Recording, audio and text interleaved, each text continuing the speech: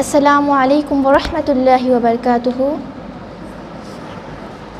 الحمد للہ رب العالمین، الصلاة والسلام علی سید الانبیاء والمرسلین وعلی آلہ واصحابہ اجمعین، اما بعد فقد قال اللہ تعالی فی القرآن المجید، فاعوذ باللہ من الشیطان الرجیم، بسم اللہ الرحمن الرحیم۔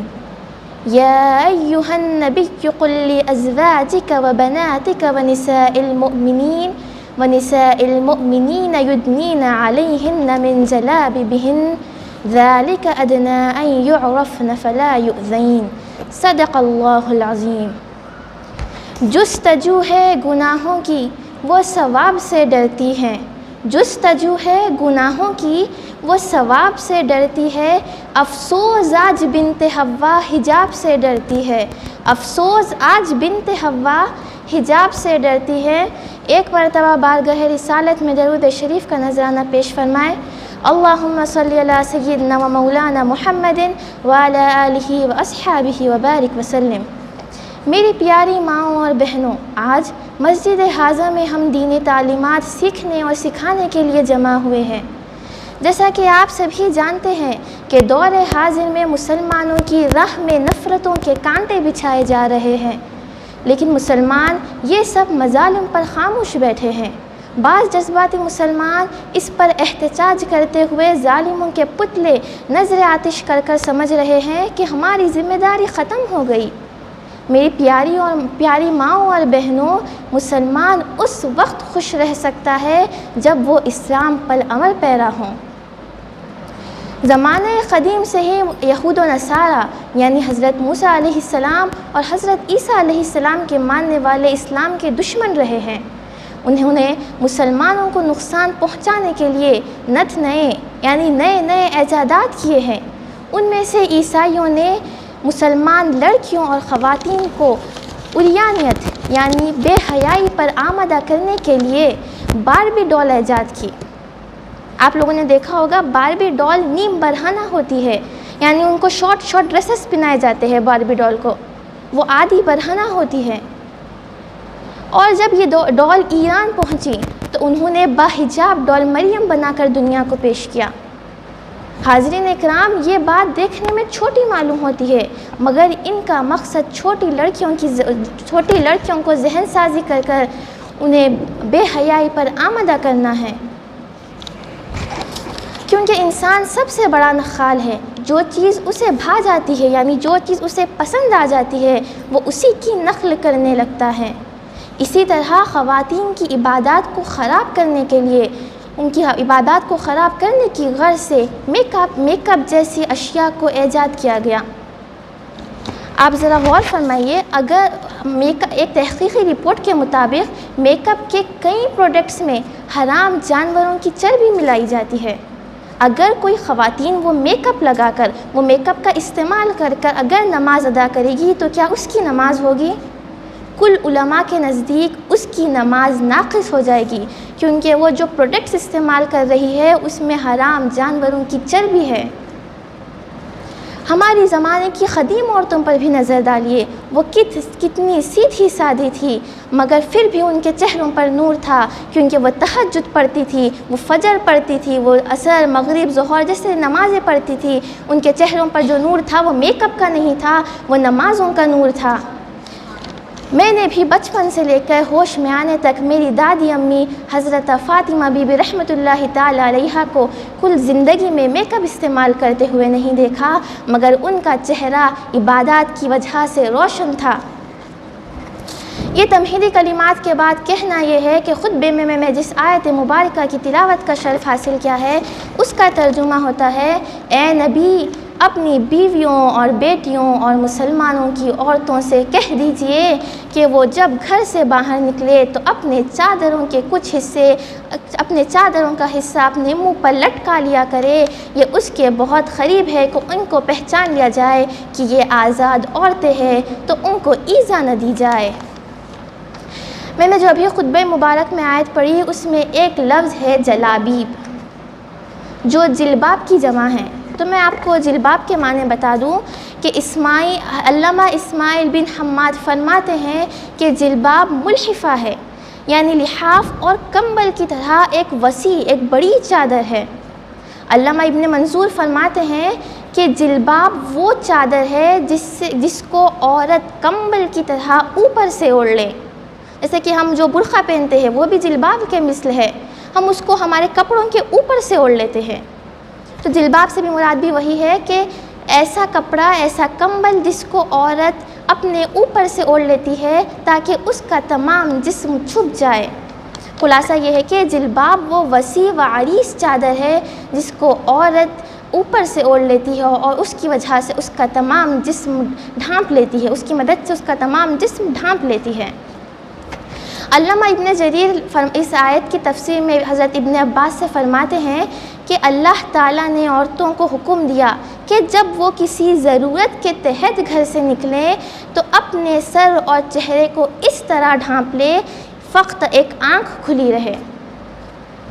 علامہ شہاب الدین خفاجی فرماتے ہیں کہ اس آیت کے دو محل ہیں، یا تو یہ حکم دیا گیا ہے کہ عورتیں چادر سے اپنے جسم کا ڈھانپ لے، یا تو یہ حکم دیا گیا ہے کہ عورت جلباب کا ایک حصہ یعنی چادر کے ایک حصے سے سر اور چہرہ ڈھانپ لے اور دوسرے حصے سے اپنا باقی بدن ڈھانپ لے۔ قرآن مجید میں حجاب سے متعلق مزید آتا ہے۔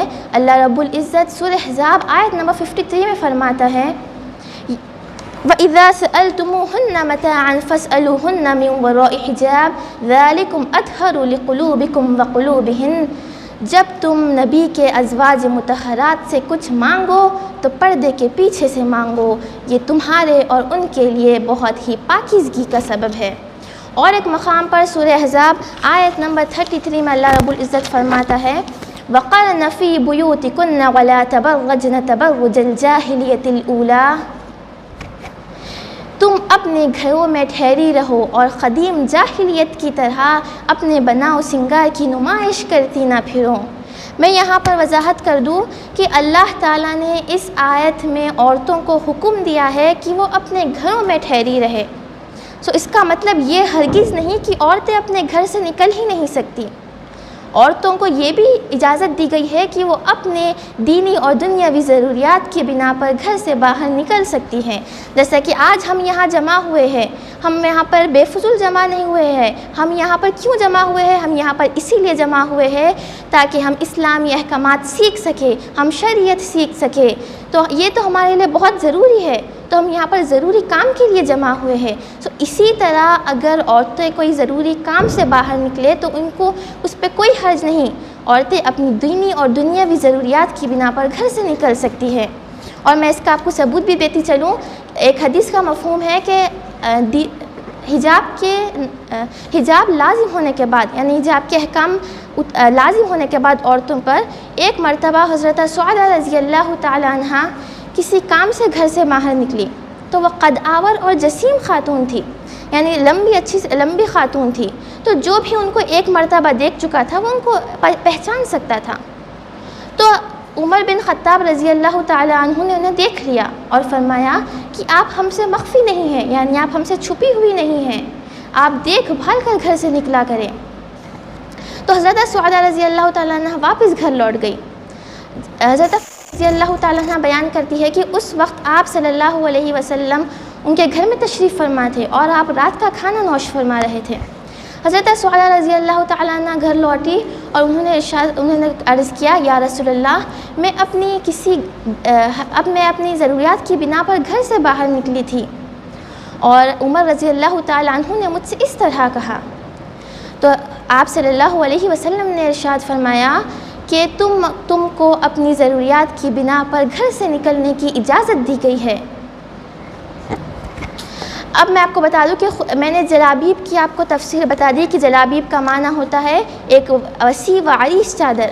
اب خطبہ مبارکہ میں نے جو آیت پڑھی اس میں اور ایک جملہ ہے ذَلِكَ أَدْنَىٰ أَن يُعْرَفْنَ فَلَا يُؤْذَيْنَ، اور تم نقاب پہنے ہوئے گھر سے باہر نکلو تاکہ تم کو پہچان لیا جائے کہ تم آزاد عورتیں ہو، آوارہ گرد باندھ یا نہیں، سو ان کو ایذا نہ دی جائے۔ اس سے کیا مراد ہے؟ تفسیر کبیر میں آتا ہے کہ معاملہ یہ تھا کہ جب قدیم زمانے میں، زمانہ جاہلیت میں، آزاد عورتیں اور باندیاں اپنا چہرہ کھول کر گھر سے باہر نکلتی تھیں تو فاسق اور فاجر ان کے پیچھے دوڑتے تھے. تب اللہ رب العزت نے آزاد عورتوں کو حکم دیا کہ وہ اپنی چادروں سے اپنے چہرے کو ڈھانپ لے. تو یہ آزاد عورتوں کی نشانی تھی، یعنی اگر کوئی عورت چہرہ ڈھانپے باہر نکل رہی ہے، اس کا مطلب یہ ہے کہ وہ آزاد عورتیں ہیں، باندیاں نہیں ہیں. تو جوان عورتوں کو چاہیے کہ وہ پردہ کرے. اب بات رہی بوڑھی عورتوں کی. بوڑھی عورتوں سے متعلق آتا ہے کہ ان کے لیے بھی افضل یہی ہے کہ وہ بھی پردے میں رہیں.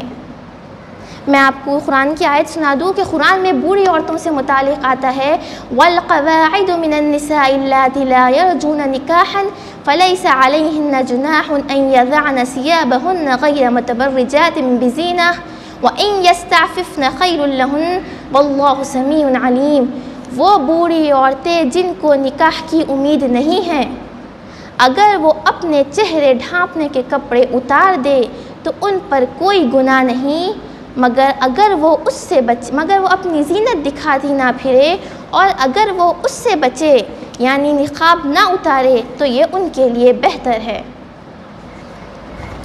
تو جو یہ آیت میں بوڑھی عورتوں کو کپڑا اتارنے کا حکم دیا گیا ہے، اس سے مراد نقاب ہے، جس کو ہم فیس پیس کہتے ہیں.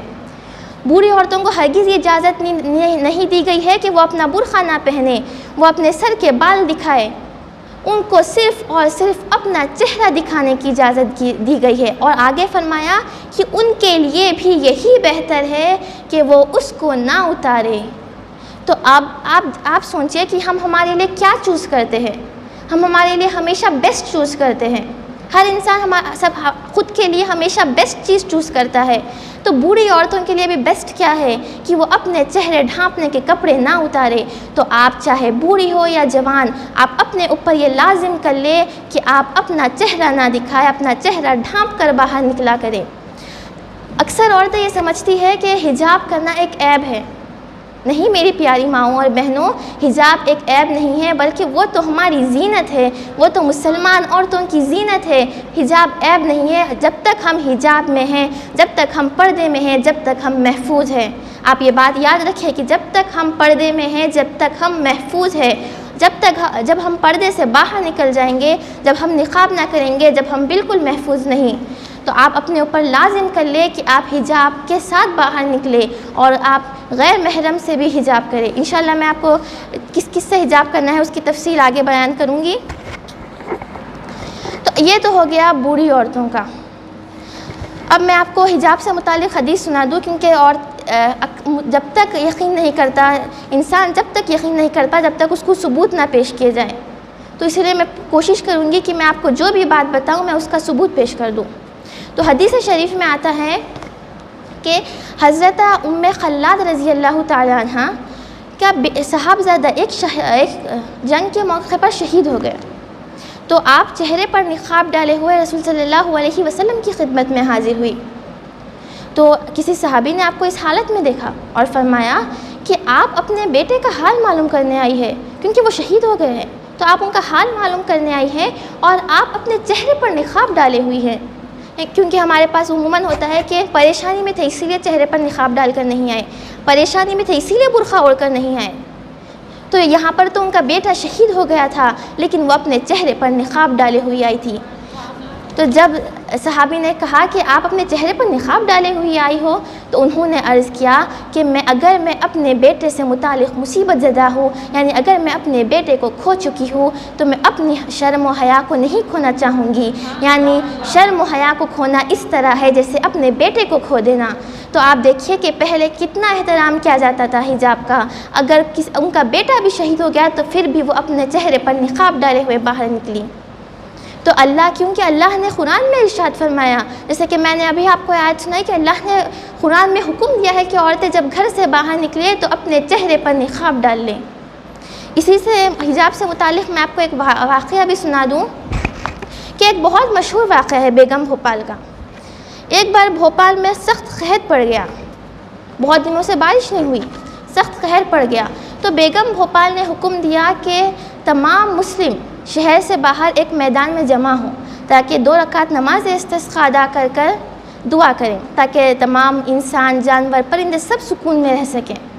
ملکہ کے حکم کے مطابق تمام مسلم و غیر مسلم شہر سے باہر ایک میدان میں جمع ہو گئے تاکہ نماز استسقاء ادا کر سکے۔ غیر مسلم تو صرف اس لیے آئے تھے تاکہ دیکھ سکے کہ مسلمانوں کا خدا کیسے بارش نازل فرماتا ہے، حالانکہ وہ تو سب کا خدا ہے۔ لیکن پھر بھی غیر مسلم اپنی سوچ کے حساب سے آ گئے اور یہ سوچنے لگے کہ اگر بارش نہ ہوئی تو ان کا مذاق اڑائیں گے اور ان کو طعنے دیں گے۔ اس کے بعد مسلمانوں نے 2 رکعت نماز استسقاء ادا کی، اس کے بعد دعا کی۔ بارش تو دور، آسمان میں بادل کا نشان تک نظر نہ آیا۔ غیر مسلم کو تو ان کو موقع مل گیا، وہ مسلمانوں کو طعنہ دینے شروع کر دیے۔ اس کے بعد ملکہ نے حکم دیا، اپنے خادموں کو حکم دیا کہ وہ میدان میں ایک خیمہ نصب کیے۔ خیمہ یعنی کہ ایک جھوپڑی، جس سے کہ جھوپڑی ٹینٹ رہتا ہے نا، وہ نصب کرنے کا حکم دیا، وہ لگانے کا حکم دیا۔ اور انہوں نے یہ کہا کہ خیمہ ایسا ہو کہ کسی بھی غیر مرد کی نظر اس کے اندر کا کچھ نہ دیکھ سکے۔ ان کے حکم کے مطابق خادموں نے ان کے لیے خیمہ نصب کیا۔ اس کے بعد ملکہ چند عورتوں کے ساتھ بڑے ہی اہتمام کے ساتھ باحجاب تشریف لائی۔ اس کے بعد انہوں نے خیمے کے اندر 2 رکعت نماز استسقاء ادا کی۔ اور یاد رکھیں کہ خیمہ ایسا تھا جس کے اندر کسی غیر مرد کی نظر نہ پہنچ سکتی تھی۔ اس کے بعد انہوں نے آہستہ آہستہ یہ کہتے ہوئے اپنے سر سے اپنا دوپٹہ ہٹانا شروع کیا کہ یا الہی، میں نے تیرے محبوب صلی اللہ علیہ وسلم کی شریعت پر عمل کیا اور کبھی اس میں کوتاہی نہیں کی، اس حد تک عمل کیا کہ آج تک میرے بالوں پر کسی غیر مرد کی نظر نہ پڑی۔ اگر میں اپنے اس عمل میں سچی ہوں تو اپنے اسلام کی عزت و عظمت کے لیے بارش نازل فرما تاکہ غیر مسلم یہ نہ کہہ سکے کہ مسلمانوں کا کوئی خدا نہیں۔ پھر کیا تھا، اللہ کی اس بندی کی فریاد نے قبولیت کا جامع پہنا اور اتنی خوب بارش شروع ہو گئی کہ ہر طرف مسرت اور خوشحالی کی لہر دوڑ گئی۔ تو دیکھیے کہ پہلے کے زمانے کی عورتیں اس طرح ہوتی تھی، اتنی پاک نیک و پاک ہوتی تھی اور اتنی باحجاب ہوتی تھی کہ اگر وہ اپنے حجاب کا وسیلہ دے کر دعا کرتی تو ان کی دعائیں قبول ہو جاتی۔ اور آج کی عورتوں کو دیکھیے کہ وہ ان کے اندر اتنے گناہ ہو گئے ہیں، گناہوں کی کثرت ہو گئی ہے، اتنی بے پردگی ہو گئی ہے، اور جیسے کہ حضور صلی اللہ علیہ وسلم کا ارشاد ہے کہ میں نے جہنم میں عورتوں کی کثرت دیکھی۔ اللہ اکبر۔ ذرا غور فرمائیے کہ ہم کہاں سے کہاں جا رہے ہیں۔ پہلے کی عورتیں ایسی تھی کہ اگر وہ اپنے حجاب کا وسیلہ دیتی تو دعائیں قبول ہو جاتی، اور آج ہم حجاب سے کوسوں دور جا رہے ہیں، ہم حجاب کو عیب سمجھ رہے ہیں۔ ذرا غور فرمائیے میری پیاری ماؤں اور بہنوں کہ ہم کس طرح دنیا میں ڈوبتے جا رہے ہیں۔ ہم سمجھتے ہیں کہ اگر ہم حجاب کریں گے تو ہمیں بہت بری نظر سے دیکھا جائے گا۔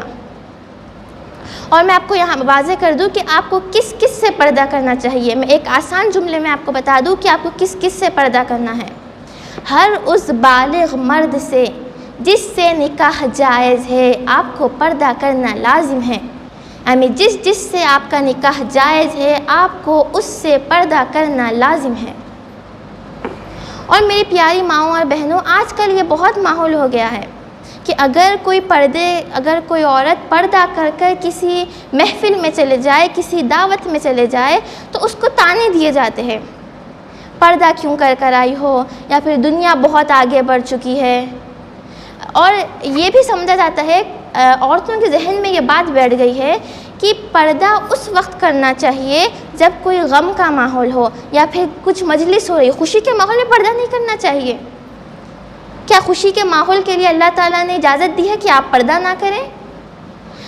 دعوتوں میں جہاں پر غیر محرم سب رہتے ہیں، عورتیں اپنے بال کھلے رکھ کے پھرتی ہے جب حجاب وہ نہیں کرتی، اور جب کوئی مجلس آ جائے، کوئی نعت خوانی کی مجلس آ جائے تو اپنے سر پر ایسے دوپٹہ اوڑھ لے کے آ جاتی ہے جیسے وہ باحجاب رہتی ہے ہمیشہ۔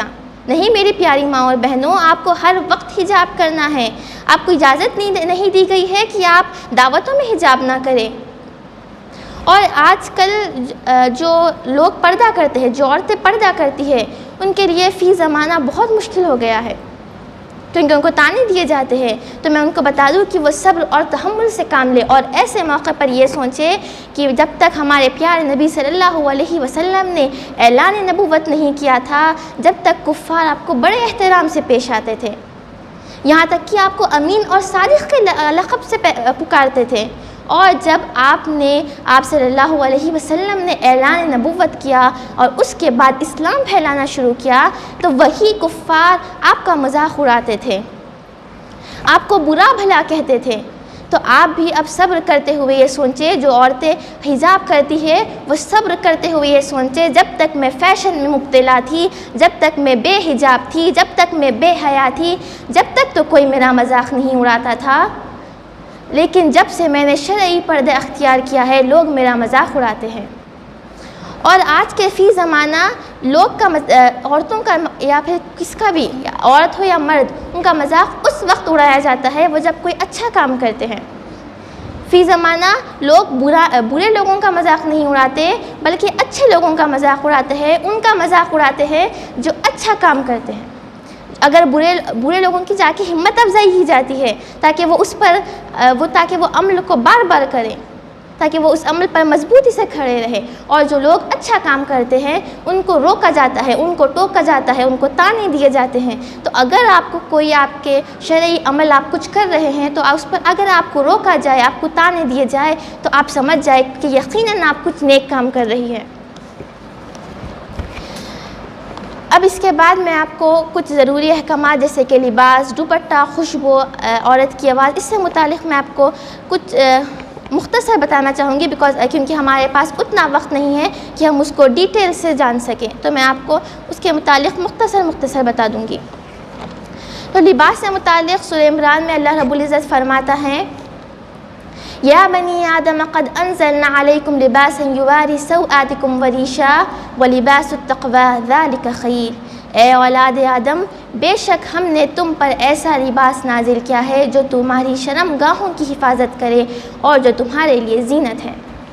لباس سے متعلق حدیث شریف میں آتا ہے کہ حضرت عائشہ رضی اللہ تعالی عنہ کی بہن حضرت اسماء رضی اللہ تعالی عنہ ایک مرتبہ باریک لباس جس میں سے ان کا جسم ظاہر ہو رہا تھا پہن کر حضور صلی اللہ علیہ وسلم کے بارگاہ میں حاضر ہوئی، تو حضور صلی اللہ علیہ وسلم نے ان سے رخ کر لیا اور فرمایا، اے اسماء، جب عورت بالغ ہو جائے تو اس کو چاہیے کہ اس کے جسم کا کوئی بھی حصہ ظاہر نہ ہو سوائے اس کے اور اس کے، فرماتے ہوئے اپنے چہرے اور دونوں ہتھیلیوں کی طرف اشارہ فرمایا۔ یہاں پر میں آپ کو عورت کے ستر سے متعلق واضح کر دوں کہ سوائے چہرہ، دو ہتھیلیوں اور دو قدموں کے عورت کا تمام جسم ستر میں داخل ہے، یہاں تک کہ اس کے سر کے لٹکتے ہوئے بال بھی۔ ستر اس کو کہتے ہیں جو عورت کو چھپانا چاہیے۔ تو سوائے چہرہ، دو ہتھیلیوں اور دو قدموں کے عورت کا تمام جسم ستر میں داخل ہے، تو عورت کو چاہیے کہ اس کا تمام جسم چھپائے۔ اور میں نے آپ کو ابھی یہ بھی وضاحت کر دی کہ عورت جب کسی ضرورت کے تحت گھر سے باہر نکلے تو اسے چاہیے کہ وہ اپنا چہرہ بھی ڈھانپ لے۔ اور یہاں پر میں آپ کو اور ایک بات بھی کہنا چاہتی ہوں کہ آج کل بہت ماحول ہو گیا ہے کہ خواتین یا تو ہاف سلیوز پہنتی ہے یا تو فل سلیوز ہوتے ہیں لیکن جالی کے ہوتے ہیں۔ تو کیا اس میں سے جالی میں سے آپ کا جسم نظر نہیں آ رہا؟ کیا یہ آپ کے ستر میں داخل نہیں؟ یہ بھی آپ کے ستر میں داخل ہے۔ تو آپ کو چاہیے کہ اگر آپ کے آستین جالی کے ہو تو آپ اس کے اندر استر لگائیں، آپ اس کے اندر کپڑا لگائیں، اور آپ ہرگز ہاف سلیوز نہ پہنیں، آپ فل سلیوز پہنیں، کیونکہ یہ بھی آپ کے ستر میں داخل ہے۔ اور آپ کو چاہیے کہ آپ اپنے لٹکتے ہوئے بالوں کا بھی پردہ کریں۔ یہی موضوع پر اور ایک بات نکلتی ہے کہ دوپٹہ کیسے ہونا چاہیے۔ تو میں آپ کو بتا دوں کہ دوپٹے سے متعلق حدیث شریف میں آتا ہے کہ حضرت عائشہ رضی اللہ تعالی عنہ کی بھتیجی حضرت حفصہ رضی اللہ تعالی عنہ ایک مرتبہ آپ کی خدمت میں حاضر ہوئی، اور وہ ان کے جسم پر ایک باریک دوپٹہ تھا، تو بی بی عائشہ رضی اللہ تعالی عنہ نے وہ دوپٹے کو پھاڑ دیا اور انہیں ایک موٹا دوپٹہ اڑا دیا۔ میں اس کی وضاحت کروں گی، اس سے متعلق اور ایک حدیث پہلے آپ کو سنا دوں کہ حضرت سیدنا دحیہ بن خلیفہ رضی اللہ تعالی عنہ سے روایت ہے کہ ایک مرتبہ حضور صلی اللہ علیہ وسلم کے بارگاہ میں مصر کے سفید رنگ کے باریک کپڑے لائے گئے، تو آپ نے اس میں سے ایک کپڑا، آپ صلی اللہ علیہ وسلم نے اس میں سے ایک کپڑا صحابی کو عطا کیا، حضرت دحیہ بن خلیفہ رضی اللہ تعالی عنہ کو عطا کیا، اور کہا کہ اس کے 2 ٹکڑے کر دو، ایک سے اپنا کرتا بنا لینا اور ایک اپنی بیوی کو دے دینا جس سے وہ اپنا دوپٹہ بنا لے۔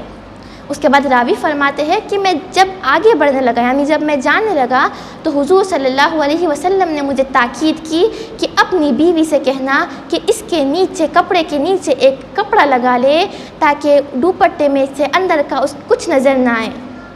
تو یہاں پر حدیث میں واضح ہے کہ دوپٹہ کے اندر کا ہم عورتوں کو چاہیے کہ ایسا دوپٹہ پہنے کہ اس کے بال کا رنگ بھی نظر نہ آئے، دوپٹہ ایسا ہونا چاہیے کہ اس کے بالوں کا رنگ بھی دوپٹے میں سے نظر نہیں آنا چاہیے، اور دوپٹہ چھوٹا نہیں ہونا چاہیے، دوپٹہ بڑا ہونا چاہیے، کیونکہ عورت کے لٹکتے ہوئے بال بھی اس کے ستر میں داخل ہے۔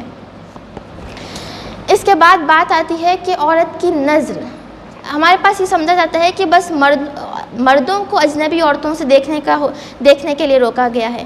نہیں میری پیاری ماؤں اور بہنوں، عورتوں کو بھی یہ حکم دیا گیا ہے کہ وہ اجنبی مردوں کی طرف نگاہ اٹھا کر نہ دیکھیں۔ قرآن میں اللہ رب العزت فرماتا ہے للمؤمنات یغضضن من ابصارہن، اور آپ عورتوں سے فرما دیجئے کہ وہ اپنی نگاہیں نیچی رکھا کریں۔ اور اس سے متعلق حدیث میں بھی آتا ہے کہ حضرت میمونہ اور حضرت ام سلمہ رضی اللہ تعالی عنہما ایک مرتبہ ایک نابینا صحابی تھے حضرت عبداللہ، ان سے رہے تھے، تو آپ صلی اللہ علیہ وسلم نے ان کو حکم دیا کہ وہ ان سے پردہ کرے، تو حضرت ام سلمہ رضی اللہ تعالی عنہ نے فرمایا کہ یا رسول اللہ وہ تو نابینا ہیں، وہ نہیں دیکھ سکتے۔ تو حضور صلی اللہ علیہ وسلم نے فرمایا تم تو نابینا نہیں ہو، تم تو دیکھ سکتی ہو۔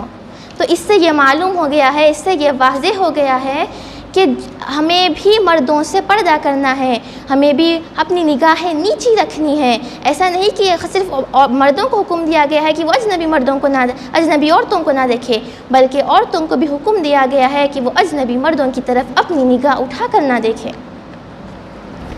اس کے بعد یہ بات آتی ہے کہ آپ نے اکثر دیکھا ہوگا کہ عورتیں پیر میں گھنگرو، جس کو چین کہتے ہیں، چین پہن کر باہر نکلتی ہے، جس کی وجہ سے عورت جب چلتی ہے تو آواز آتی ہے۔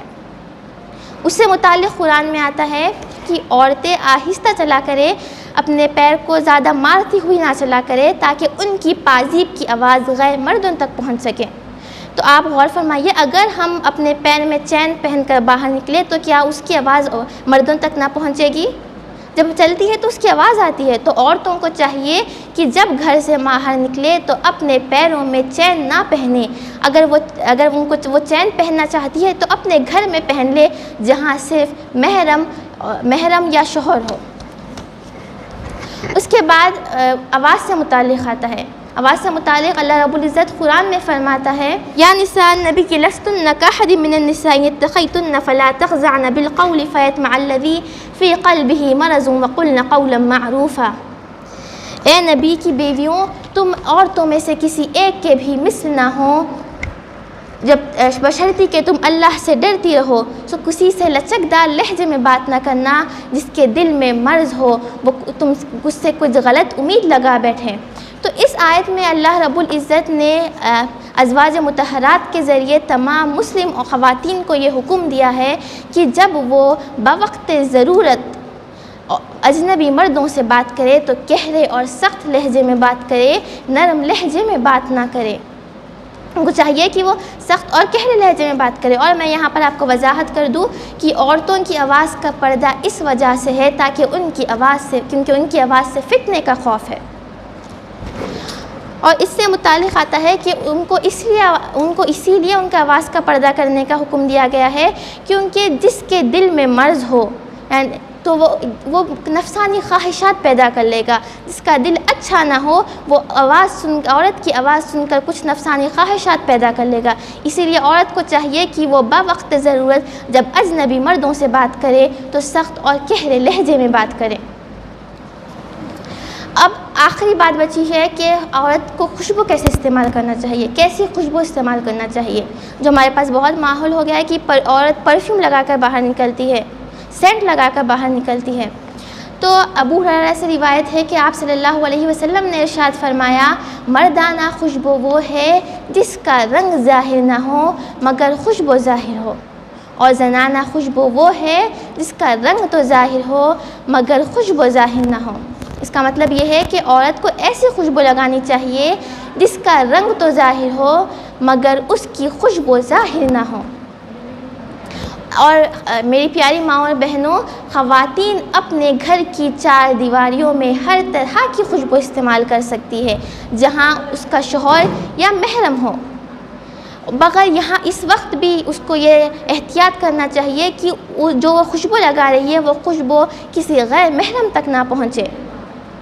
اور جو عورت خوشبو لگا کر گھر سے باہر نکلتی ہے ان سے متعلق حدیث شریف میں آتا ہے کہ ایسی عورتیں جو گھر سے باہر نکلتی خوشبو لگا کر گھر سے باہر نکلتی ہیں تاکہ ان کی خوشبو پائی جائے، ایسی عورتیں زانیہ ہیں. اللہ اکبر.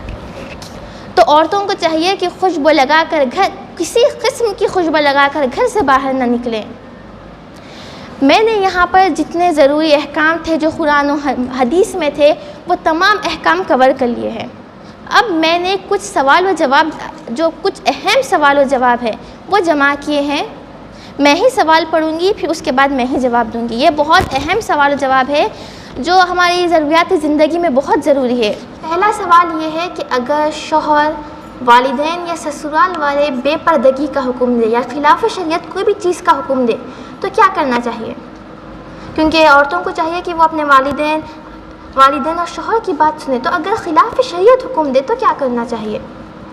تو میں آپ کو بتا دوں کہ اگر شوہر، والدین یا سسرال والے آپ کو خلاف شریعت حکم دے تو آپ کو اس میں ان کی بالکل بھی اطاعت نہیں کی جائے گی، کیونکہ حضور صلی اللہ علیہ وسلم کا ارشاد ہے کہ اطاعت تو نیکی کے کاموں میں ہوتی ہے، اللہ کی نافرمانی میں کوئی اطاعت جائز نہیں.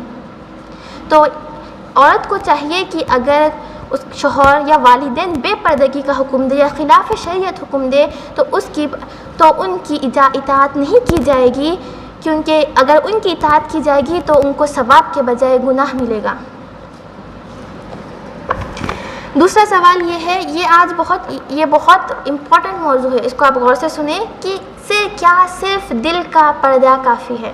آج کل یہ بہت چل رہا ہے کہ صرف دل میں شرم ہونی چاہیے، آنکھوں میں شرم ہونی چاہیے، جسمانی پردے کی کوئی ضرورت نہیں. تو کیا دل کا پردہ کافی ہے؟ تو میں آپ کو بتا دوں کہ یہ دل کا پردہ کافی ہے جو جملہ ہے، یہ شیطان کا جو وسوسہ ہے، شیطان کا بہت بڑا اور بہت برا وسوسہ ہے. ایسے کلمات کہنے سے قرآن کی آیتوں کا انکار ہوتا ہے. جیسے میں نے آپ کو ابھی قرآن کی آیتیں سنائی جس میں حجاب کرنے کا حکم دیا گیا ہے. تو اگر کوئی مطلقاً جسمانی پردے کا انکار کرتا ہے تو اس کا ایمان چلا گیا. اگر وہ شادی شدہ تھی تو اس کا نکاح ٹوٹ گیا، اگر وہ کسی پیر کی مرید تھی تو اس کی بیعت ٹوٹ گئی، اگر اس نے فرض حج کر لیا تھا تو وہ حج بھی گیا، نیز اس کے جتنے نیک اعمال تھے وہ سب پانی میں چلے گئے، وہ سب کچھ اب کچھ کام کے نہیں ہیں.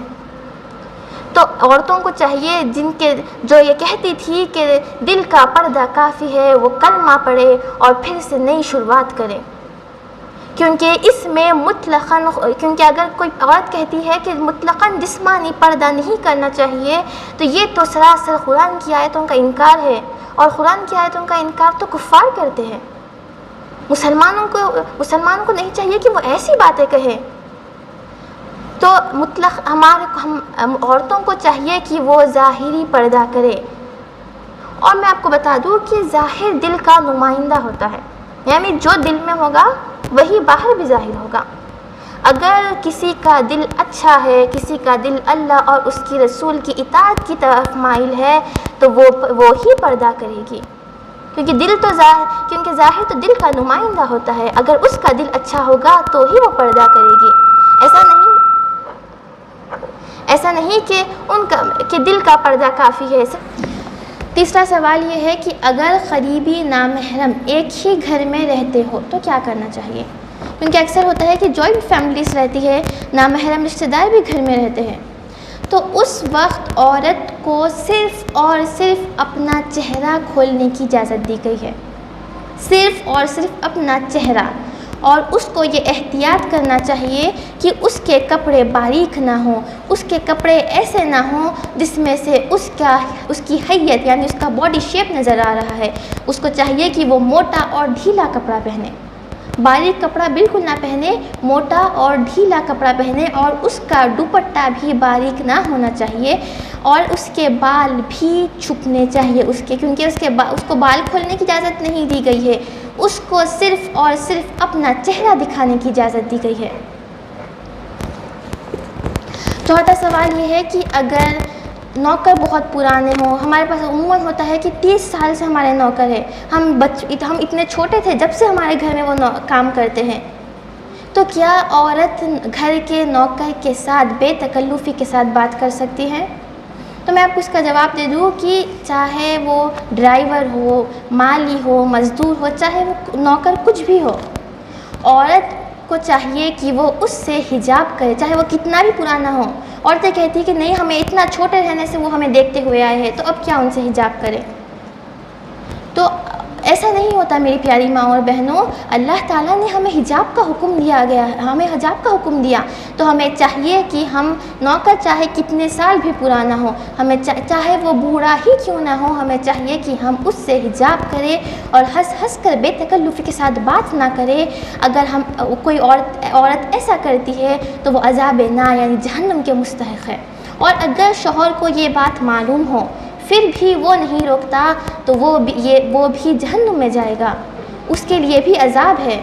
کیونکہ شوہر کو چاہیے کہ اگر اس کی بیوی کسی غیر محرم سے بے تکلفی کے ساتھ بات کر رہی ہے تو وہ اس کو روکے۔ اور اب تو آپ کو بھی معلوم ہو گیا ہے کہ اگر آپ کا نوکر کتنا بھی پرانا کیوں نہ ہو، اگر وہ 12 سال کا بچہ بھی کیوں نہ ہو، اس سے بھی پردہ کرنا چاہیے، کیونکہ وہ بلوغیت کے قریب ہے۔ اب اور ایک بہت ہی اہم سوال ہے کہ کیا اسلامی بہن بپردہ اجتماع کر سکتی ہے یا نہیں؟ اسلامی بہن قرآن و سنت یا کچھ شریعت کے بات سیکھنے کے لیے ایک جگہ جمع ہو سکتی ہیں، یہ بالکل جائز ہے۔ کیونکہ آپ دیکھیے، اگر مسجد میں آ کر ہم کیا سیکھ رہے ہیں؟ ہم کچھ گناہ کا کام سیکھ رہے ہیں، ہم شریعت سیکھ رہے ہیں، ہم سیکھ رہے ہیں کہ ہم کیسے اچھے سے زندگی گزاریں، صحیح ڈھنگ سیکھ رہے ہیں زندگی گزارنے کا۔ اور میرات المناہجی میں حضرت مفتی احمد یار خان رحمۃ اللہ تعالیٰ علیہ فرماتے ہیں کہ عورتوں کو مسجدوں میں جا کر علیحدہ بیٹھنے سے یعنی علیحدہ اجتماع کرنے سے نہ روکا جائے، کیونکہ وہ سنیما جانے سے تو نہیں رکتی، کم سے کم مسجد میں آ کر کتنی اچھی باتیں سیکھ لے گی۔ کچھ لوگ کہتے ہیں کہ عورتیں مسجد میں جا کر شریعت سیکھ رہی ہے، مسجد میں جا کر اجتماع کر رہی ہے، یہ کیسی بے حیائی ہے۔ اگر آپ باہر نکلے بازار میں جائے تو آپ کو مردوں سے زیادہ عورتوں کی کثرت دکھے گی، آپ اس سے اتفاق رکھتی ہیں؟ آپ کو مردوں سے زیادہ عورتوں کی کثرت دکھے گی۔ تو اگر عورتیں بازار جائے تو وہ بے حیائی نہیں، عورتیں اگر سنیما جائے تو وہ بے حیائی نہیں، عورتیں اگر شاپنگ مال جائے تو وہ بے حیائی نہیں، عورتیں اگر روڈ پر ٹھہر کر گپ چپ کھائے تو وہ بے حیائی نہیں، عورتیں اگر برتن گھر جائے تو وہ بے حیائی نہیں، مگر اگر وہی عورتیں مسجد میں کچھ دینی معلومات سیکھنے کے لیے آئے تو یہ بے حیائی ہے۔ ہم تو یہاں حیا ہی سیکھنے کے لیے آئے ہیں، ہم تو یہاں وہی جو عورتیں بے حیائی کرتی ہے ان کو سمجھانے کے لیے آئے ہیں، ان کو روکنے کے لیے آئے ہیں، تو یہ کیسی بے حیائی ہوئی؟ ہم تو وہی بے حیا عورتوں کو روکنے کے لیے یہاں جمع ہوئے ہیں تاکہ اگر ہمیں معلومات ہو تو ہم دوسروں کو بھی روک سکیں۔ اور ایک مقام پر فتاوی نعیمہ میں حضرت مفتی احمد یار خان رحمۃ اللہ تعالیٰ علیہ فرماتے ہیں کہ عورتوں کی تبلیغ 3 طریقوں سے کی جانی چاہیے، یا تو کتابوں کے ذریعے سے، یا تو علم والی عورتیں جس کا علم نہیں ہے ان کو شریعت سکھا دے، یا تیسری صورت یہ ہے کہ عورتیں، جب یہ 2 بھی صورت موجود نہیں ہے تو عورتیں کسی عالم کے پاس جا کر پردے کے اہتمام کے ساتھ شریعت سیکھے۔ لیکن تیسری صورت، اس میں بہت احتیاط ہے، تو آپ کو تو یہاں پر موقع دیا جا رہا ہے کہ آپ شریعت سیکھیں، تو پھر اس میں کیسی بے حیائی؟ کیا آپ کو شریعت سیکھنا ضروری نہیں؟ کیا عورتوں پر شریعت سیکھنا لازم نہیں؟ ہمیں عورتوں کو چاہیے کہ وہ زندگی جینے کا ڈھنگ سیکھے، شریعت سیکھے، قرآن و سنت سیکھے۔ تو میں امید کرتی ہوں کہ جن کے دلوں میں یہ سوال تھا کہ کیا عورت، کیونکہ اس کا جواب معلوم نہیں تھا، تو جن کے دل میں یہ سوال تھا کہ کیا عورت مجلس کر سکتی ہے، کیا عورت اجتماع کر سکتی ہے، تو میں ان کو بتا دوں کہ ہاں، عورت کا اجتماع کرنا، پردے میں رہ کر اجتماع کرنا جائز ہے۔ تو اب میں نے اس کو واضح کر دیا ہے، اب میری ذمہ داری ختم ہوئی۔ اب آپ کی ذمہ داری ہے کہ آپ ایسے اجلاس کو اٹینڈ کریں اور اس کے ساتھ ساتھ باقی عورتوں کو بھی اس پر آمادہ کریں۔ اور آپ کی بھی ذمہ داری یہیں تک ہے کہ آپ کسی کو جا کر بول سکتی ہے کہ وہاں پر شریعت سکھائی جا رہی ہے، آپ آئے، آپ ان کو لا تو نہیں سکتی۔ اب اگر آپ کسی کو اطلاع دے دیں پھر بھی وہ نہ آئے تو وہ ان کی مرضی ہے، لیکن میں آپ سب سے گزارش کرتی ہوں کہ آپ لوگ ہر ایک ہم جو پروگرام بنا رہے ہیں ہر ایک کو اٹینڈ کریں اور دوسری عورتوں کو بھی دعوت دے کہ وہ بھی اٹینڈ کریں، تاکہ آپ کو اسلام کے دائرے میں رہ کر شریعت سیکھنا اور زندگی گزارنے کا ڈھنگ آ جائے۔ اس کے بعد اور ایک سوال آتا ہے کہ اسلامی بہن جدید ڈیزائن والا خوبصورت برقع پہن سکتی ہے یا نہیں؟ تو میں آپ کو بتا دوں کہ برقع جتنا زیادہ خوبصورت ہوگا، جتنا زیادہ ڈیزائندار ہوگا، فتنے کا اتنا ہی خوف ہوگا۔ اور خوبصورت برقع پردہ نہیں بلکہ زینت ہے، تو عورتوں کو چاہیے کہ وہ ڈھیلا ڈھالا سیدھا سادھا برقع پہنے۔ اس کے بعد اور ایک آخری سوال ہے، آج کل ہو گیا ہے کہ عورت گھر میں داخل ہونے سے پہلے، جیسے ہی گلی میں داخل ہوتی ہے یا محلے میں یا بلڈنگ میں وغیرہ میں داخل ہوتی ہے، نقاب اتارنا شروع کر دیتی ہے۔ پہلے نقاب اترتا ہے، پھر دوپٹہ کھل جاتا ہے، اس کے بعد یہاں تک کہ برقعے کے بٹنز بھی اوپن ہو جاتے ہیں۔ تو عورت جب تک اپنے گھر میں داخل نہ ہو، جب تک عورت کو برقع تو دور، اس کو نقاب بھی نہیں اتارنا ہے۔ کیوں؟ کیا گلی محلے اور بلڈنگز میں غیر محرم نہیں ہوتے؟ کیا ان سے پردہ کرنا آپ پر لازم نہیں؟ تو عورت کو چاہیے کہ جب تک وہ اپنے گھر میں داخل نہ ہو اپنا نقاب نہ اتارے۔ الحمدللہ پردے سے متعلق جو ضروری احکام قرآن و حدیث میں تھے، اس کے ساتھ ساتھ میں نے آپ کو کچھ اہم شرعی سوالات و جوابات بھی آپ کے سامنے پیش کر دیے ہیں۔ اللہ رب العزت سے دعا ہے کہ جو کچھ کہا گیا ہے ان کے سننے والوں اور کہنے والوں کو عمل اور ہدایت دے۔ والحمدللہ رب العالمین بحق طہ و یاسین۔